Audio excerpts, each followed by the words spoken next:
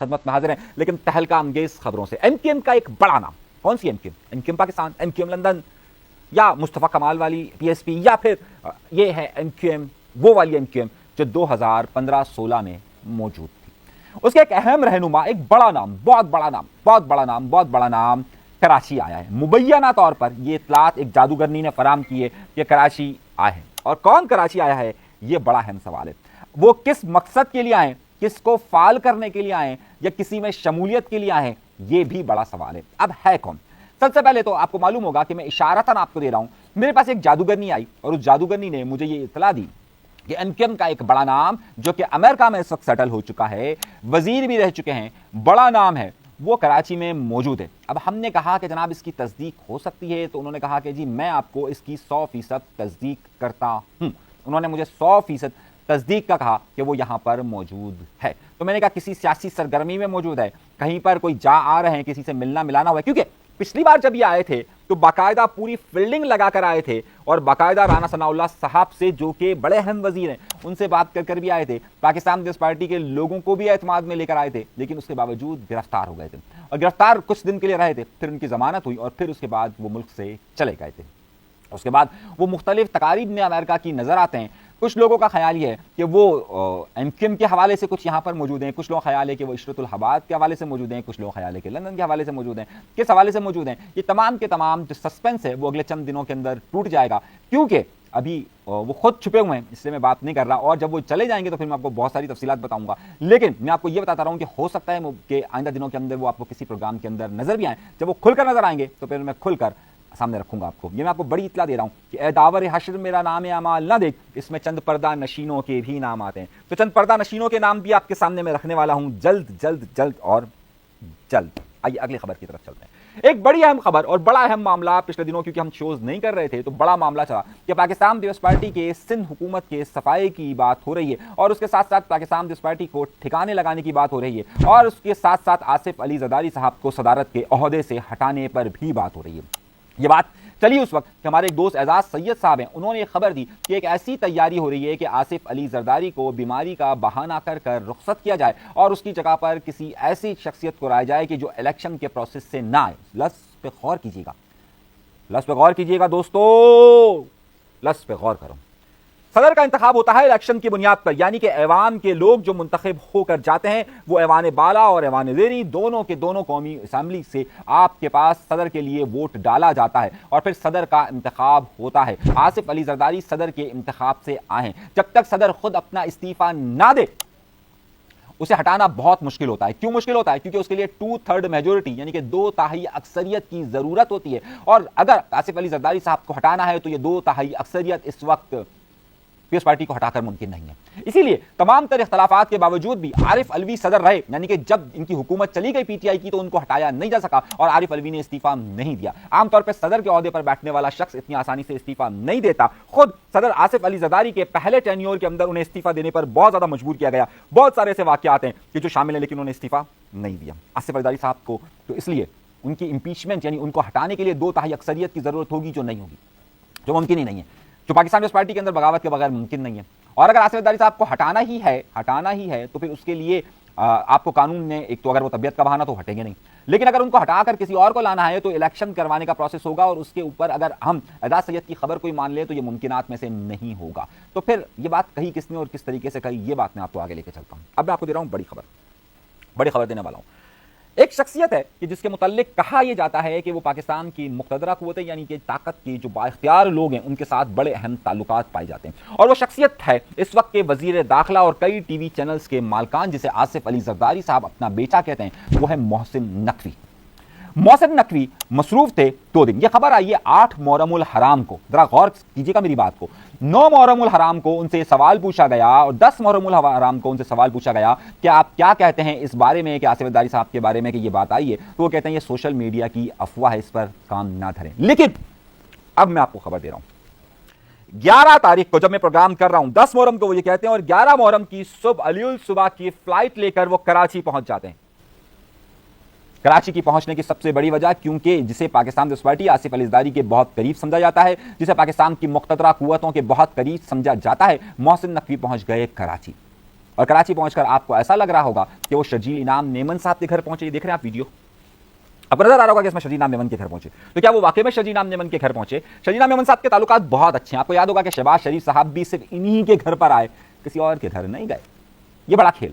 شرجیل انعام نیمن صاحب کو آصف الزرداری صاحب کے بھی قریب سمجھا جاتا ہے اور انہیں کسی اور کے بھی بہت زیادہ قریب سمجھا جاتا ہے, بہت قریب سمجھا جاتا ہے. لیکن ان کے پرسنل تعلقات بھی بہت اچھے ہیں. تو محسن نقوی صاحب سے ان کے تعلقات بہت زیادہ گہرے بھی ہیں اور اس کی کئی وجوہات بھی ہیں, کبھی آپ کو چل کر بتاؤں گا. لیکن وہ آئے, ان سے ملے. تو آپ سمجھ رہے کہ کیا محسن نقوی یہ کوئی پیغام دے کر شرجیل انعام نیمن کے پاس آئے؟ تاثر دینے کے لیے آئے. لیکن ان کی جو اصل ملاقات ہوئی ہے, اطلاعات یہ ہیں ہمارے پاس کہ آصف علی زرداری صاحب بھی کراچی میں موجود ہیں اور آصف زرداری صاحب کو اس بات کی یقین دہانی کروانے کے لیے محسن نقوی صاحب آئے کہ نہیں جی آپ کے خلاف کوئی بھی فارمولہ طے نہیں ہو رہا ہے. کیونکہ محسن نقوی صاحب یاد ہوگا کہ جب ان کو وزیر اعلیٰ پنجاب بنوانے میں بھی آصف علی زرداری صاحب کا بڑا کردار تھا, چودھری برادران کا بڑا کردار تھا, اور اس کے بعد اب جو ہے وہ ان کا بڑا کردار کہا جا رہا ہے کہ کیونکہ ان کو جو سینٹ کا بھی ٹکٹ ملا, اور آپ کو معلوم ہے کہ کس طریقے سے ان کو سینٹ کے الیکشن میں ووٹ پڑے وہ بھی سب کے سامنے موجود ہیں, اور کس طریقے سے یہ وزیر بنے وہ بھی سب کے سامنے موجود ہیں. تو یہ کہا جا رہا ہے کہ وہ یہ پیغام لے کر آئے. ہماری جادوگرنی مبینہ طور پر وہ کہہ رہی ہے کہ اگلے ہی دن ان کی کراچی آمد کا بنیادی سب سے بڑا مقصد, یوں تو انہوں نے پریس کانفرنس سے تاجروں کے حوالے سے کی, لیکن کہا جا رہا ہے کہ یہ بنیادی مقصد یہ تھا کہ وہ یہاں کی قیادت کو اعتماد میں لے اور یہ کہے کہ جناب والا آل از ویل, سب کچھ ٹھیک ٹھاک ہے. تو اب آپ کہیں گے ہمارے پاس کیا خبر ہے؟ یعنی کہ میں آپ کو بڑی خبر کی بات دے رہا ہوں. ہمارے پاس بھی خبر کچھ ایسی ہے. اگر پاکستان پیپلز پارٹی کو اس وقت ناراض کیا جاتا ہے تو 27ویں آئینی ترمیم نہیں ہو سکتی ہے. تو پاکستان پیپلز پارٹی کی تاحال ابھی اس وقت اس حکومت کو اور موجودہ سیٹ اپ کو ضرورت ہے کہ اگر کوئی بھی امینڈمنٹ کر کے صدر کے عہدے پر کسی بھی شخص کو بٹھانا ہے بغیر انتخاب کے, تو اس کے لیے بھی ضروری یہ ہوگا کہ امینڈمنٹ کی جائے, اور وہ امینڈمنٹ کا طریقہ کار پاکستان پیپلز پارٹی کے بغیر اور آصف علی زرداری کے بغیر ممکن نہیں ہے. تو یہ وہاں پر ہوتا ہوا نظر نہیں آ رہا ہے. یہ میں آپ کو خبر دے رہا ہوں. تو اگر کچھ لوگ اس بارے میں سوچ رہے ہیں کہ جناب یہ معاملات ہو رہے ہیں اور پاکستان پیپلز پارٹی کو سائڈ لائن, تو یہ ایک بڑا پیغام آیا ہے, مبینہ طور پر کہا جا رہا ہے کہ یہ پیغام آیا ہے اور یہ اطلاعات آ رہی ہیں کہ ایسی صورتحال ہے. اگلی خبر کی طرف چلتے ہیں. اگلی خبر آپ کو میں دے رہا ہوں اور اس سے اہم خبر. ہم گئے تھے, آفاق احمد صاحب نے ایک نیاز حسین کیا تھا, یعنی کہ نیاز حسین 9 محرم الحرام کو کیا تھا, جس پہ ان مختلف صحافیوں کو, مطلب کراچی شہر کے تمام صحافیوں کو بلایا گیا تھا. اس میں سیاسی جماعتوں کو کہا گیا تھا, سیاسی جماعتوں کو میں تھی مختلف کیا کہتے ہیں اسے, تاجر برادریاں وہاں پر موجود تھیں. مظہر عباس صاحب معروف صحافی ہیں, مجاہد بریلوی صاحب معروف صحافی ہیں, بے تحاشا سے بڑے لوگ وہاں پر موجود تھے, ہم بھی ظاہر وہاں پر موجود تھے. تو اب وہاں سے بڑی خبریں کچھ درکار تھی اور بڑی خبروں کی ضرورت تھی. سب سے پہلے تو ہمارا سوال یہ تھا کہ MQM پاکستان کیوں نہیں نظر آ رہی؟ پاکستان پیپلز پارٹی کے کئی رہنما نظر آ رہے ہیں, صحافی نظر آ رہے ہیں, تاجر نظر آ رہے ہیں, تو پھر آخر MQM کیوں نظر نہیں آ رہی؟ کچھ دینی جماعتوں کے لوگ بھی نظر آئے ہمیں, کچھ دینی جماعتوں کے لوگ بھی نظر آئے. تو ہم نے کہا یار یہ کچھ پوچھنا چاہیے, خبر لینی چاہیے. تو ہم نے جب اطلاعات لی تو ہمیں یہ جواب ملا, ہمیں یہ خبر ملی کہ بھائی بیسکلی تو نیاز حسین کی اطلاع دی جاتی ہے, دعوت نہیں دی جاتی. تو اطلاع سب کے پاس تھی, اب جو آیا وہ ٹھیک ہے, جو نہیں آیا آپ کیا کر سکتے ہیں. تو وہاں سے ایک بات تو واضح ہوئی کہ MQM پاکستان کے لوگوں نے وہاں شرکت نہ کری, کیونکہ MQM پاکستان کے لوگ دیگر جگہوں پر نیاز حسین نے گئے لیکن یہاں پر نہیں آئے. تو اس کا مطلب ہے کہ MQM پاکستان اور آفاق احمد صاحب کے راستے ابھی بھی الگ الگ ہیں. اگلی خبر بڑی اہم تھی ہمارے لیے, اور ہم نے یہ پوچھنے اور یہ جاننے کی کوشش کی کہ ڈمپر کے حوالے سے تو انہوں نے بڑی موومنٹ چلائی, اور بقول جو مہاجر قومی موومنٹ کے ذرائع وہ کہہ رہے ہیں کہ اس کے بعد آپ نے دیکھا کہ ڈمپر کے جو حادثات میں کمی ہوئی, قانون قوانین سخت ہوئے اور حکومت فعال ہوئی, اور اس کے بعد ظاہر ان کے کارکنان کو بھی گرفتار کیا گیا, سلسلہ کیا گیا. تو سوال وہاں پر تقریباً صحافیوں نے سوال پوچھا کہ نمبر پلیٹ کے حوالے سے آپ کیوں کوئی آواز نہیں اٹھا رہے, یا پھر آپ نے ابھی تک یہ SBCA کا جو معاملہ ہوا ہے اس حوالے سے آپ نے کیوں بات نہیں کہی. تو اطلاعات یہ موصول ہوئی وہاں سے کہ اس حوالے سے ایک بڑی موومنٹ کی بات کہی جا رہی ہے, اور یہ کہا جا رہا ہے کہ جان بوجھ کر عوام کو مجبور کیا جا رہا ہے کہ وہ حکومت کے خلاف کھڑے ہو. دوسری طرف یہ اطلاعات موصول ہوئی ہیں کہ اگلے ہفتے میں وہ اس حوالے سے نہ صرف بیانات کا سلسلہ بلکہ احتجاج کا سلسلہ بھی کرنے والے ہیں. اب اس حوالے سے جو سندھی قوم پرست جماعتیں ہیں ان کی طرف سے یہ بیان سامنے آ رہا ہے کہ یہ جو نمبر پلیٹ کی مخالفت ہے وہ اجرک کی وجہ سے کی جا رہی ہے, اور وہ پاکستان پیپلز پارٹی کی فیور میں باتیں کر رہے ہیں وہ, اور خاص طور پر کہہ رہے ہیں کہ جناب یہ نمبر پلیٹ کا ان کا کوئی ایشو نہیں ہے, یہ پولیس کا کوئی ایشو نہیں ہے, سندھ حکومت بالکل صحیح ہے. اصل معاملہ سندھ حکومت نے بڑا کام یہ کیا کیونکہ اجرک لا رہی ہے, اس لیے اس کے خلاف یہ موومنٹ چل رہی ہے. لیکن اس بات کو سمجھنے کی ضرورت ہے کہ اس وقت تمام سیاسی جماعتیں جو عوام پریشان ہیں اس پر بات کر رہی ہے, اس میں چاہے جماعت اسلامی ہو, چاہے MQM پاکستان ہو, مہاجر قومی موومنٹ ہو, تحریک انصاف ہو, تمام لوگ وہی بات کر رہے ہیں جو ہے. لیکن سندھی قوم پرست جماعتوں کا رویہ اس وقت بالکل مختلف نظر آ رہا ہے. اب اس میں ایک اور خبر کی طرف چلتے ہیں. 3 بڑی خبریں مجھے اور دینی ہے, ذرا سا ہمت کیجیے گا. ایک بڑی خبر, SBCA یہ عمارت گری, 27 افراد جہاں باق ہوئے, ان لوگوں کی ناحق جان گئی. لیکن حکومت کیا پروپیگنڈا کرتی رہی کہ جناب انہیں جگہ ہی نہیں خریدنی چاہیے. او بھائی یہ SBCA باقاعدہ ان کو لیٹر دیتی ہے کہ جگہ ٹھیک ہے آپ خرید لیں, اور اس کے بعد پھر وہ آتا ہے کیونکہ وہاں کرپشن بہت زیادہ ہے. 17 سال سے یہ وزارت ان کے پاس ہے اور کراچی شہر میں ہر پروجیکٹ میں بے ایمانی آپ کے سامنے موجود ہیں. اس وقت نبیل قبول صاحب وہاں پہنچتے ہیں. میں آپ کو بڑی خبر دے رہا ہوں, ذرا غور سے سمجھیے گا. پاکستان پیپلز پارٹی کے اختلافات, اور آپ کو میں بڑی خبر دینے والا ہوں. نبیل قبول صاحب وہاں پہنچتے وہ پہلی بات یہ کہتے ہیں کہ ایس بی سی اے اس کی ذمہ دار ہے اور ایس بی سی اے کے لوگوں کو معطل نہیں بلکہ گرفتار کرنا چاہیے، اور ایس بی سی اے کا جو ڈی جی ہے وہ اتنا طاقتور ہے کہ اگر اسے کوئی بات کہی جائے تو کہیں سے فون آ جاتا ہے، کہیں سے فون آ جاتا ہے. میں نہیں کہہ رہا، کون کہہ رہا ہے؟ نبیل قبول. اس گفتگو کا اگلا حصہ بھی ہے لیکن پہلے ہی سنیے. اسحاق کھوڑو جو ڈی جی تھے وہ اتنا طاقتور شخص تھے کہ جس کے بارے میں کہا جاتا ہے کہ جب سسٹم کا راگ الاپا جا رہا تھا اور پورے کراچی شہر کے اندر ایک سسٹم موجود تھا، اس وقت بھی ڈی جی اسحاق کھوڑو ہی تھے، اور ان پر بدعنوانی کے، نیب کے کئی ان کے اوپر معاملات چل رہے ہیں، اینٹی کرپشن کے ان کے اوپر معاملات چل رہے ہیں، لیکن انہیں سعید غنی سے زیادہ طاقتور تصور کیا جاتا ہے. سعید غنی نے یہ بار بار پاکستان پیپلز پارٹی کی قیادت کے سامنے یہ بات رکھی کہ جناب یہاں پر معاملات ان کے کنٹرول میں نہیں ہے، یہ باقاعدہ سعید غنی کہتے رہے. اسحاق کھوڑو کے معاملات سعید غنی سے زیادہ بہتر نہیں تھے. کیوں نہیں تھے؟ میں آپ کو بتا رہا ہوں. جو ایک خاص آدمی تھا جسے سولنگی ڈی جی تھے، وہ اس کو لے کر آئے تھے سعید غنی، اور وہ ان کے قریب سے جاتا تھا. سولنگی کو ہٹایا گیا، اس پر بھی ان کا اختیار نہیں چلا، اور اس لیے وہ اپنی وزارت میں اپنے آپ کو سب سے زیادہ کمزور محسوس کر رہے تھے. اس نقطے کو ذرا ذہن میں رکھیے گا، اب دو نقطوں کو ذہن میں رکھیے. صحیح ہے. اب یہاں پر آ کر اب آئے نبیل قبول پر. نبیل قبول پھر کہتے ہیں کہ سعید غنی کو بھی کیا مستعفی ہو جانا چاہیے. اب مسئلہ یہ ہے کہ کیا اپنے ہی منسٹر کی معطلی کا کہہ رہے ہیں نبیل قبول. دیکھیں نبیل قبول جب ایم کیو ایم میں نہیں آئے تھے اس سے پہلے ان کے تعلقات پاکستان پیپلز پارٹی سے بہت اچھے تھے، لیکن زرداری صاحب کے آنے کے بعد، گینگ وار کے بعد ان کے تعلقات بہت زیادہ خراب ہو گئے تھے پاکستان پیپلز پارٹی کے ساتھ، اور وہ ایم کیو ایم میں شامل ہو گئے تھے. اس کے بعد سے لے کر اب تک کراچی کے اندر ان کا اثر و رسوخ سعید غنی نے غصب کر لیا، یعنی کھا چکے ہیں. اور اب سعید غنی کراچی کے ظاہر پاکستان پیپلز پارٹی کے صدر ہیں، 7 سال سے پاکستان پیپلز پارٹی کے صدر ہیں، تمام اہم عہدے وزارت بلدیات ان کے پاس ایک با اختیار تصور کیے جاتے ہیں پاکستان پیپلز پارٹی میں. تو نبیل قبول اور ان کے معاملات آپس میں خراب ہیں، تو اس وجہ سے نبیل قبول نے موقع جانا کہ فائر کر دینا چاہیے. صحیح. اب سعید غنی نے کیا کیا؟ سعید غنی کے کیونکہ ان سے جو اسحاق کھوڑو سے معاملات بہتر نہیں تھے تو اب وہ بھی انتظار میں تھے، تو انہوں نے کیا کیا کہ ایک شاہمیر خان بھٹو صاحب ہیں جو کہ 20ویں گریڈ کے آفیسر ہیں، اور یہ اس وقت کہاں تعینات تھے؟ یہ وزیر اعلیٰ کے جو ہاؤس کے اندر ایک انسپیکشن، انکوائریز اور امپلیمنٹیشن کی کمیٹی بنی ہوئی ہے، اس کے اندر اہم عہدہ رکھتے ہیں، اور یہ مراد علی شاہ کے بہت قریب سمجھے جاتے ہیں، یہ سعید غنی کے بہت قریب سمجھے جاتے ہیں. تو اس موقع کا بھرپور فائدہ اٹھایا گیا اور اسحاق کھوڑو کو وہاں سے ہٹایا گیا. میں اسحاق کھوڑو کی حمایت نہیں کر رہا، اسحاق کھوڑو کے متعلق کرپشن کے بے تحاشا الزامات ہیں، لیکن میں آپ کو وجہ بتا رہا ہوں کہ اب اسحاق کھوڑو کی جگہ پر وہاں سے لایا گیا شاہمیر بھٹو کو. تو کیا بدعنوانی رک جائے گی؟ کیا ایس بی سی اے کی 2 نمبریاں رک جائیں گی؟ اب ہو کیا رہا ہے؟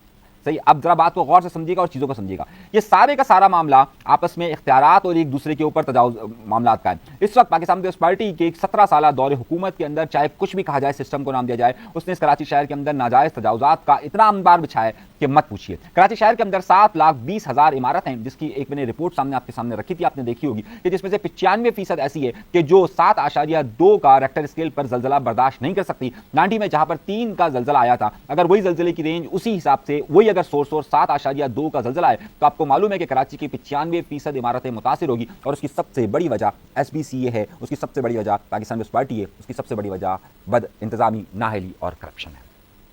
تو بس یہ عہدے جو ابھی عہدوں کی بات بندر بات ہو رہی ہے وہ بھی کنٹرول کے لیے ہو رہی ہے. اگر یہ آپس میں ایک دوسرے کو الزامات دے رہے ہیں تو بھی کنٹرول کے لیے الزامات ہو رہے ہیں. اس میں کراچی کے انتظام کو بہتر کرنے کا منصوبہ پیش نہیں کیا جا رہا ہے. یہ میں آپ کو خبر دے رہا ہوں. آئیے اگلی خبر کی طرف. بڑی خبر ایک اور دیتے ہیں آپ کو. خبریں تو بہت ہیں نا ہمارے پاس، ظاہر ہے اسٹاک خبریں ہی خبریں، تو خبروں کا تو مسئلہ ہی نہیں ہے. آئیے ایک بڑی خبر آپ کو دیتے ہیں.